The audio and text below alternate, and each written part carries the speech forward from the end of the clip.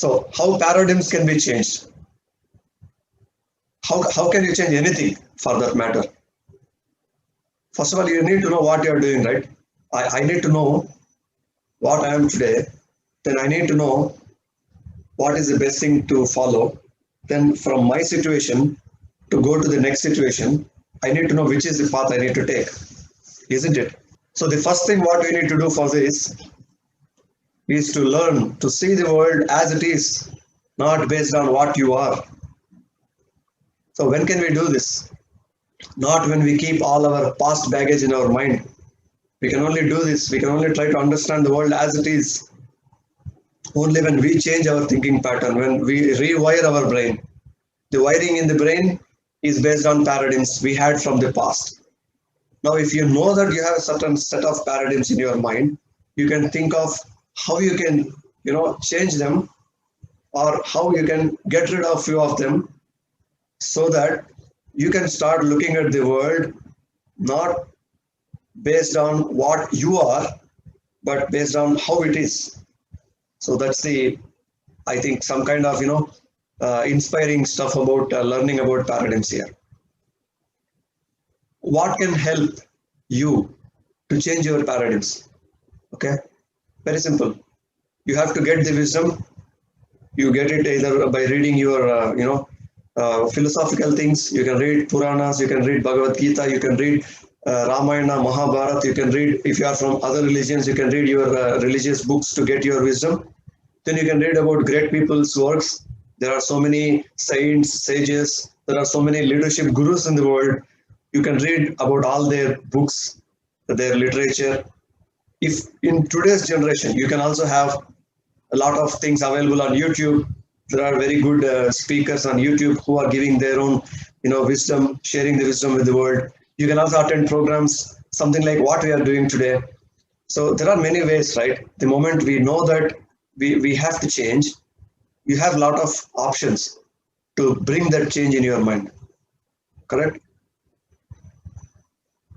So one important thing, what we can learn here is about personality and character ethic.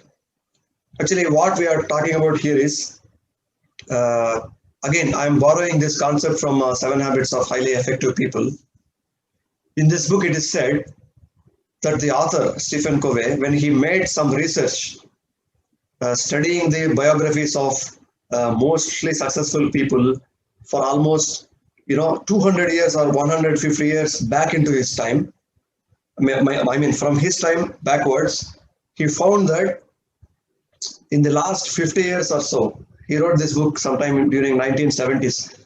So we can imagine that from 1920s till 1970s, he only found that a lot of people are only into personality ethics, means they know how to speak well, they know how to dress well, they know how to create some good rapport by talking, by verbal communication, by non-verbal communication, the way they present themselves in front of the public.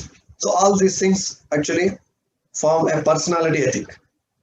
But what he found was, in the last 50 years, means maybe starting from the 20th century, you can say, the character ethic was missing. And he felt that the people earlier to this generation, means the people from 18th century, 19th century, lot of scientists, lot of revolutionary brains, they all had this character ethic, which was eventually lost. And people were not really feeling about character ethic, but they were only focused on short-term results, only using the personality ethic. So this is where things went wrong. That's why there is a lot of problem, there is a big problem in the society. There is big problem even in the business, even in politics, even in so many other things. So that's the reason what we need to do now is to understand that personality ethic alone will not help. It may help you for some limited amount of time, but it's the character ethic what actually we require to go for a big marathon success in your life. Okay, just to differentiate between these two, personality is more about personality growth, the way you speak, the way you present yourself, the way you influence, the way you put your strategies, how to influence people, how to change, how to drive your organization's objectives, how to drive your own personal agenda. All these things form the personality types. And of course, there is also positive thinking in personality type. It's not wrong. Let us be clear. Personality ethic is not wrong, but it's not sufficient. Personality ethic is also required. If you appear like a beggar to other people, who will listen to you?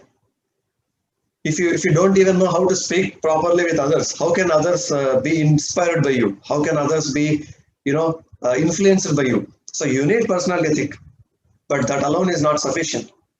For that reason, you need also the character ethic, and this character ethic is what makes the difference between average people and leaders or success people. So this character ethic is based on core values. This inner voice, antaratma we call in Sanskrit, or inner voice, antarvani we can say, and then principle based thinking. We should keep those highest ethical standards in our brain, which are coming from various sources like philosophy, religion, then from leadership, many other things. So keep that character ethic first, then use also your personality ethic. That shall be the way to make the use of two sides of the coin, actually. So what we can basically understand is personality ethic is secondary greatness. This is not the primary greatness, whereas character ethic is the primary greatness. So don't be following that secondary greatness initially. You try to develop your character ethic, which is the primary greatness, and then the secondary greatness comes from the personality ethic. So this is important. Character first, personality later. Thank you for watching. Please like, share and subscribe. See you in the next video.